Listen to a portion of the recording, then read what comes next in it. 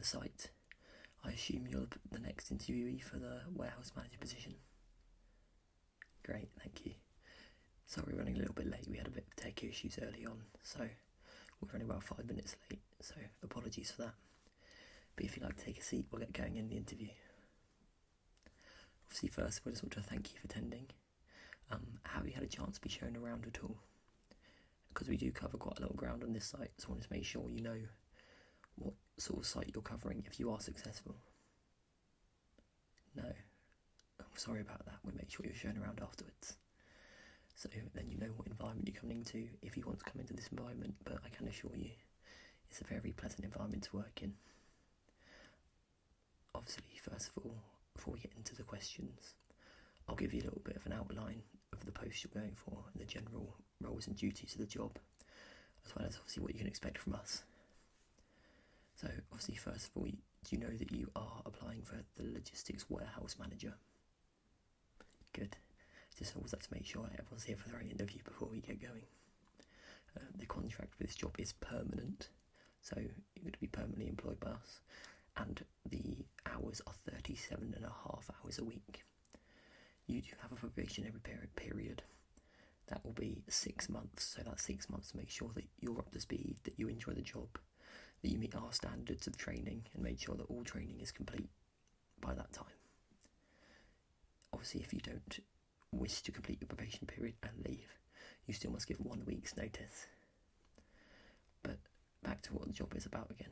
37.5 hours a week is what you'll be working over 5 days, and over those 5 days you'll be working 8:30 a.m. till 5 p.m.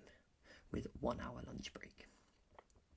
You'll be expected to work Saturday and Sundays, but roughly only 1 in 5, so 1 every 5 weeks. And bank holidays are occasionally expected to work, but we try and get everyone off on bank holidays unless we're really busy.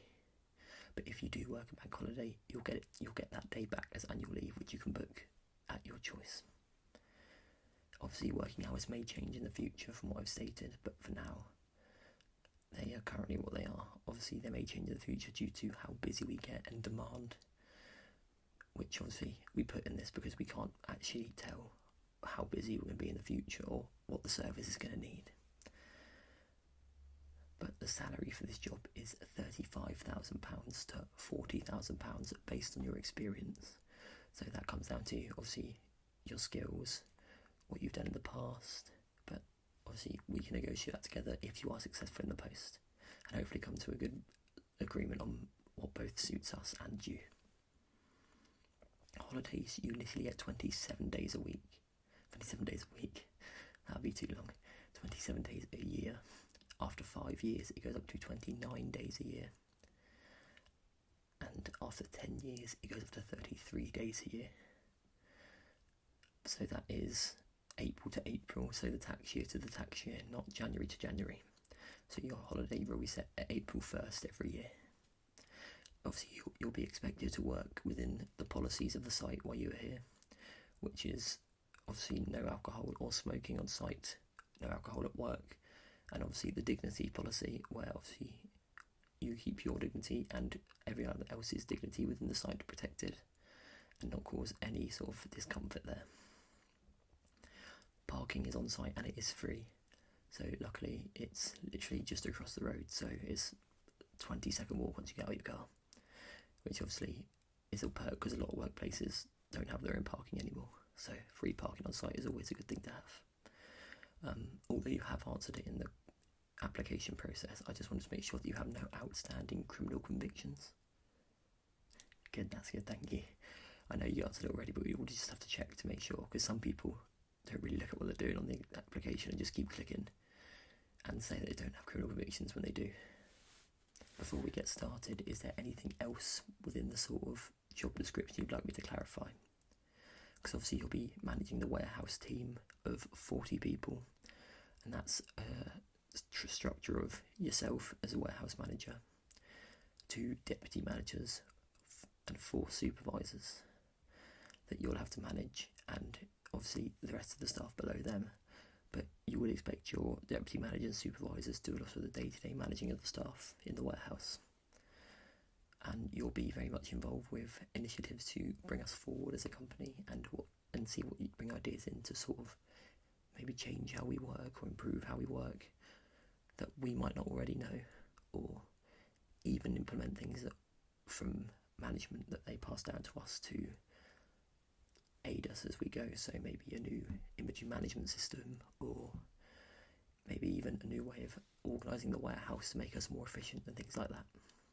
So apart from really daily management and sort of project work and changes, you'll also be in charge of sickness, annual leave, and anything that may arise. So just keeping the warehouse balanced with staff and making sure that everyone is rotated correctly. As well as that, they're probably the main duties of the job. But you'll also be expected to analyse and produce data about how the warehouse is working, making sure they're meeting their KPIs, which is key performance indicators, which I'm sure you're aware of. But that's really the broad outline of the job. So are there any more questions that you have about that before we get into the questions? No, good, thank you. If you're ready now, we'll get into the questions. Obviously, I was typing when you came in, but all the questions are going to be asked off paper because we have actual sheets that we use to ask interviews. And we do try and keep our interview questions a little bit different to everyone else's. So you might have a few questions that you're not expecting to have. And that's because my interview is very much based off personality. Obviously, I see what you can do from the application. I know what you're capable of job-wise and career-wise, professionally. But in the interviews, I really want to see you and get to know you as a person and see if you'll fit in with the team. So these questions might be a little more nuanced than you'd be expecting. But that's all I'm going to tell you about the questions. So if I stop talking or looking at you at any stage, that's just because I'll be writing notes down so I can grade them later on and let you know if you're successful to compare to other people. So don't take silence as a bad thing. It just means I'm probably writing stuff down that you have said that I need to remember. Okay, thank you. But let's get into the first question, shall we? And the first question that I have for you is as follows. How would you solve problems if you were on Mars? Oh, sorry, you'd like me to repeat it? Yeah, okay, sorry. How would you solve problems if you were from Mars? So, say you come down to do this job from Mars, you don't know anything. You don't know anything about the company. You're not even sure what sort of language you're speaking in. What would be your first steps to solve any problems if you were not from here and from Mars? Mm-hmm.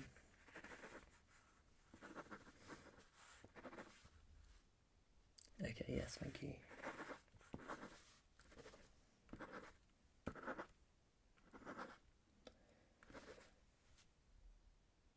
That's a very interesting answer. I'm not really sure I've heard that one yet, but I did enjoy that answer, thank you very much. So you're basically saying that if you came down from Mars, the first thing you'd do was try and effectively communicate with everyone. And by doing this, you'd obviously be able to find out the needs and make sure that everything was communicating effectively to everyone.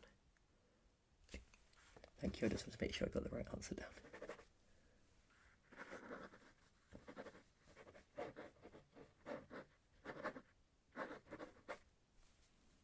If you're ready, we go on to the second question.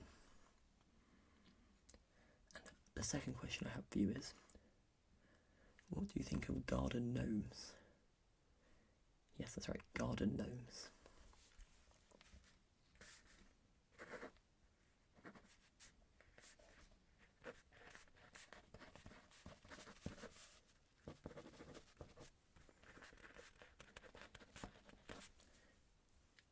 I've got down here that you think they're creepy and you're worried that they're going to become alive in the night and break into your home.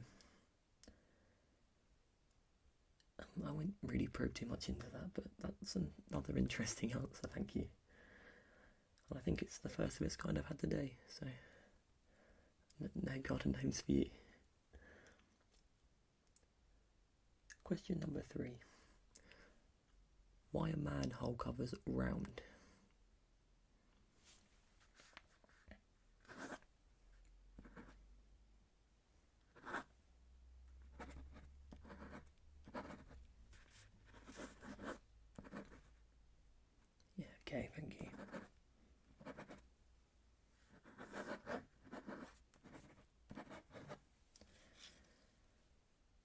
So you're saying you've seen some square manhole covers.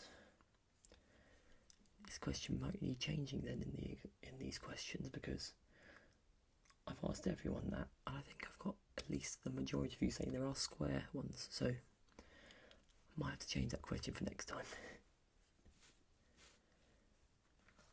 Right, another question for you. There are about 10 to 15 questions on here, so there are quite a lot.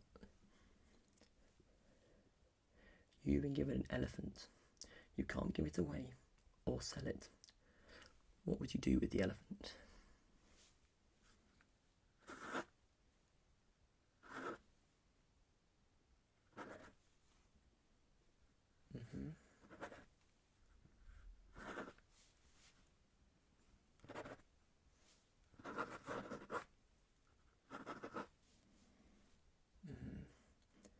So you're saying you wouldn't give it away, but you'd see if any local zoo or safari park would be able to take it, and so you'd be able to keep it there and visit it and feed it there, so it'd be in a good environment around other elephants.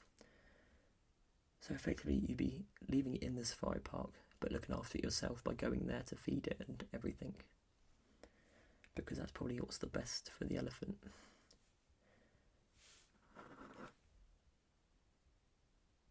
So you want to do what's best for the elephant, even though it may cause you more trouble and sort of a headache to get there and sort it out, instead of just keeping it in your back garden. No. That's a very interesting answer. Thank you very much.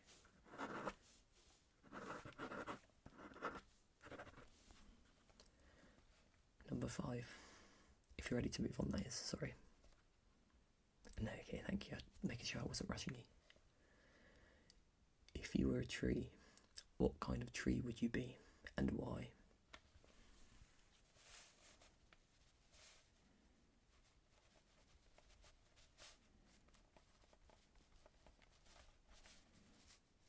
Okay, a palm tree.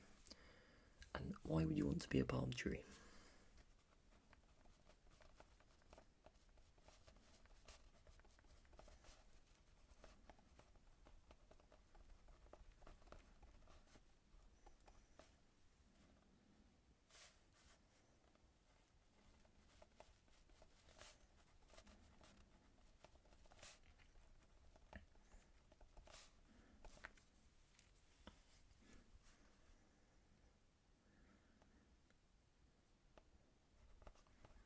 Sorry, just taking some extra notes, don't mind me.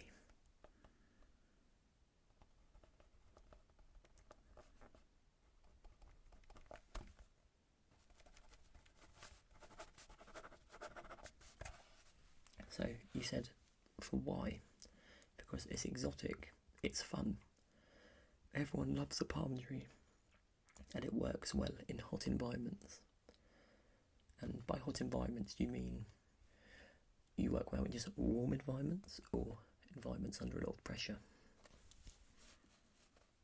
Both. Okay, that's a good answer, thank you very much. Question 6. We finish the interview and step outside and find a lottery ticket that ends up winning £10 million. What would you do?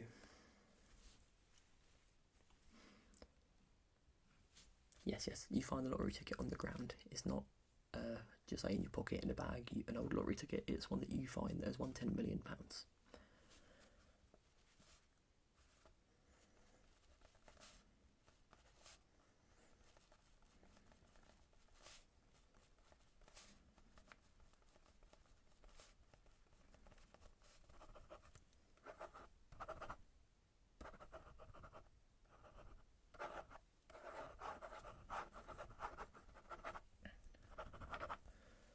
So you said first of all you try and unite it with its rightful owner, but that might be quite hard because obviously anyone might try and claim it.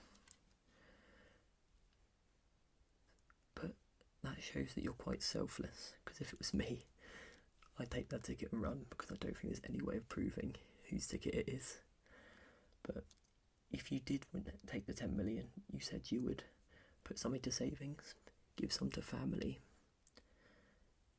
and also sort of pay off any debt you have, as well as making sure you have a stable house and a car that works, and then anything else you put into savings, and then maybe spend on a holiday for your whole family.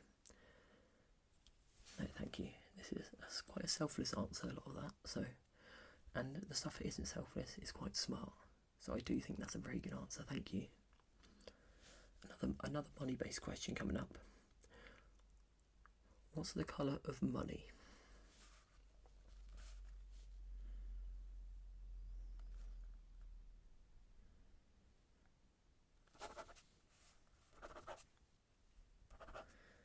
Okay, so you said green. Can you think of any other reason why any other money might not be green? There we go, good answer. So you're saying, you're thinking of when money's in other countries, so obviously in America, for example, money is green. But for an example, in the UK, the British pound, you have the £20 note, which is purple and white-ish.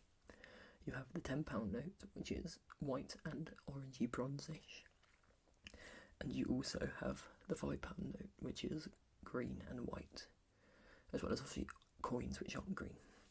So you are thinking of more than just one area, which means you have a bit of more, maybe a cultural understanding, would you say? Yes, okay, thank you. Here's another one. This is quite wordy, so listen closely, but I can repeat it if you need me to. If you had to be shipwrecked on a deserted island, but all your human needs, such as food and water, were taken care of, what 2 items would you want to have with you? No, yes, of course, I'll repeat that again for you. If you had been shipwrecked on a deserted island, but all your human needs, such as food and water, were taken care of, what 2 items would you have with you?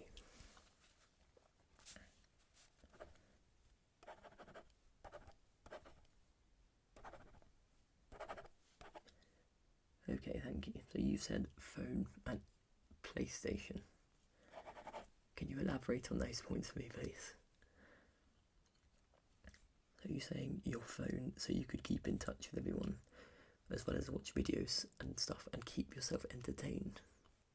Okay. And for the PlayStation, you're saying sort of the same thing, so you could keep yourself entertained with games to play and stay in contact with your friends by playing PlayStation. Okay. Not to bash the answer at all, but have you thought about what happens when the phone and the PlayStation, because the phone, you didn't bring a charger, so once it's out of battery, it's out of battery, and you also may not have any signal as it is a deserted island in the middle of nowhere, and you want a PlayStation but no monitor to play it on. So I'm not sure how that would work either, but that's your answer to the question, so don't mind me. Question 9. Are you a hunter or a gatherer?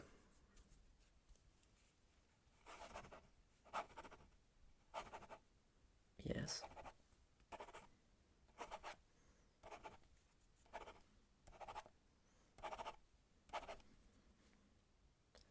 And why would you class yourself as a gatherer?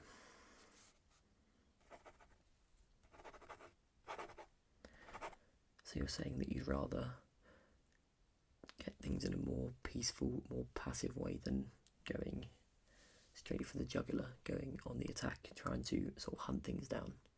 You'd rather sort of pick around what's around you and not really cause too much trouble. Okay, thank you for that. Just turn the page. So we've got 5 more questions for you. And as I said, they do start to get a little weirder if they haven't been weird enough already. But these are really to pick out what sort of person you are and what sort of character you have. How much do you charge to wash every window in Seattle?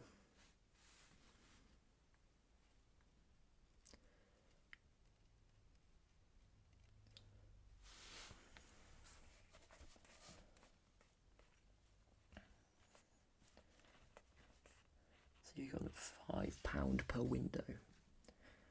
Why is that? So you've guessed there's probably about 100 million windows in Seattle, you're saying. So £5 per window would be, let me do the quick maths and see if you're correct. So you want to do 5 times 100 million. So £500 million you've gained from doing this. And what have you taken into account for this? So you're saying you've taken into account roughly what you think others will be charging, so you're trying to sort of compete with them while also making enough money. Okay, thank you. Have you got anything else you want to put into that question, or is that your final answer? No, I'm not telling you if it's bad or good. I just want to know if you're finished what you're saying, that's all. No pressure on you at all. No, thank you. Let me just write some more notes down and we'll move on to the next question.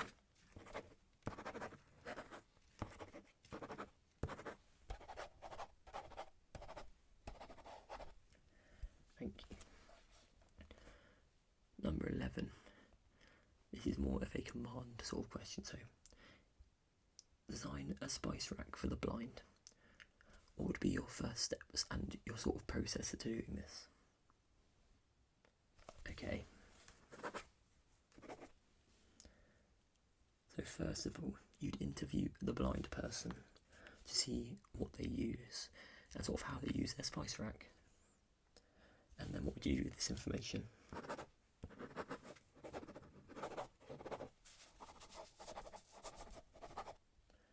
So then you'd use this information to organise what spices they use most and put them at the front of the rack, so for easy access.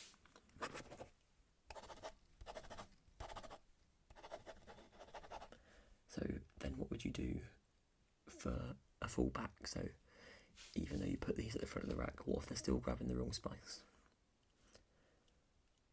So you're saying you'll create braille labels to make it easier so they can feel the front of the rack and know what spice they're picking up as long as it's in the right place. No, that's a very clever idea actually. Not sure I thought of that one myself either, so a very good answer. Question 12. How many pennies would you fit in this room?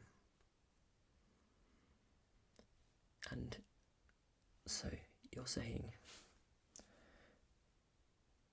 you're going to work it out by guessing how big a penny is, estimating, and then guessing how big the room is, and go from there. So would you say you're quite logical about a lot of things? You like to think in a logical way?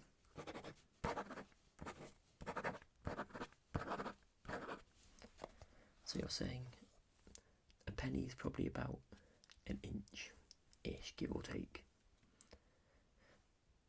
But who really knows what an inch is? And this room is probably, in inches probably. I couldn't even guess it in inches, I don't think, but if I had to guess, I'd say probably 500 inches. It's a very, very small room. So then by this, you reckon that you'd fit over 5 million pennies. I would have liked a more exact amount than just over 5 million, but if that's your answer, that's what I'm going to have to take.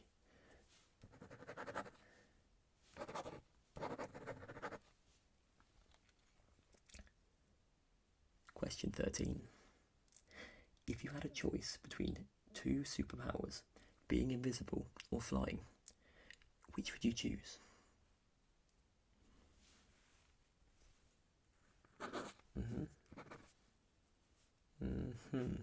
Okay.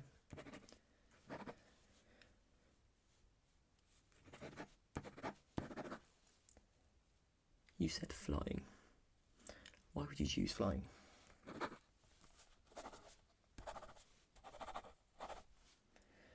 So you're saying you choose flying over invisibility because it's more practical. because obviously you could fly to work and you'd always be there on time, or you could fly anywhere you want to be, as again, always be there on time, and it's more convenient because it's also cheaper because you're not paying for any petrol or diesel or anything like that. And you're saying that the only reason people want to be invisible is because they're weird and want to be creeps. I think I get the point you're coming from, but let's not judge people too harshly. But if that's all your answer, we've only got 2 more questions, so we can move on to the next one if you want. Okay, thank you. What was the last gift you gave someone?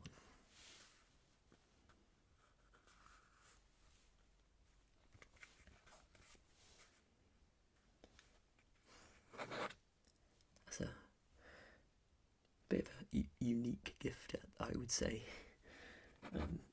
Why did you give someone only one sandal?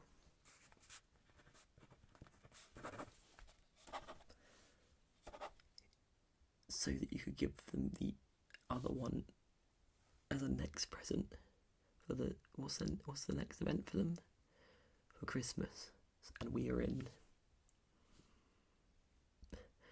March, so you've given them one sandal they can't use for another 9 months, and that's so you're building up anticipation for the next one. Okay. Well, this isn't to do with the questions, but how do they feel receiving one sandal? Were they not confused? They were confused, but you explained the premise of what you were doing. You didn't. Okay. So are they still confused? They are. Okay. I'm not going to probe too much more into that one because I think I don't get it either. And your final question will be, how many square feet of pizza are eaten in the UK each year? Oh, you've actually prepared for this question. That's very weird because I'm not sure you'd actually be expecting this question, but if you're prepared for it, can you tell me your answer then, please? So, you're saying a pizza is roughly 1 square foot in size, and if the average UK citizen eats 1/3 of a pizza and eats that 3 times a month, that would be 12 square foot a year. Okay, so is this facts, or have you sort of estimated this? Estimated, oh yeah, of course, there's going to be no set facts to this, sorry. Then you multiply that by the population of the UK, which is 67 million, and that gives you 804 million square feet of pizza. No, yeah, that's very interesting. I just didn't expect anyone to be particularly ready to answer that question. But if that's all for that question, that is our final question in the whole interview, and we can move on to closing the interview down. Okay, thank you very much. So before we close out the interview, are there any questions that you have for me? What do I enjoy about working here? That's a very good question. I'd probably like to say I enjoy the environment. Obviously, everyone gets on well here. People come and work here for a long time, which shows obviously that it's a really nice place to work with a load of good training, because obviously a lot of people start here at the very bottom and work their way up. So you've got a lot of people who are gaining qualifications and experience while working here. That keeps them coming back every day, as well as obviously our very good holiday policy that after so many years you get 33 days. But apart from that, I'd say it's probably the variety. I like that I get to do a variety of different jobs, and that I'm not restricted to one area of the warehouse, a small office. I get to move all the way around the warehouse every day, see so many members of staff, and have so many chats with so many different people. But any other questions at all? Because that's my answer finished. No, that's your only one. Okay, thank you for that. I just wanted to say, obviously, if you are successful, you have to go through your DBS checks, which is your barring service checks, make sure you don't have any outstanding criminal convictions. And then we'll just have to put you through a simple sort of health test to make sure that you are fit and healthy enough to work within the job, if that's okay with you. Thank you very much. We do aim to get back to you by the end of the day today. So we will get back to you in either way to let you know if you have or haven't got it, because I know there's nothing worse than just waiting for a phone call that never comes and not knowing where you stand. So we will let you know if you are successful or unsuccessful. But I would like to thank you again for your time, and hopefully I'll get back to you later with some good news. Thank you for coming.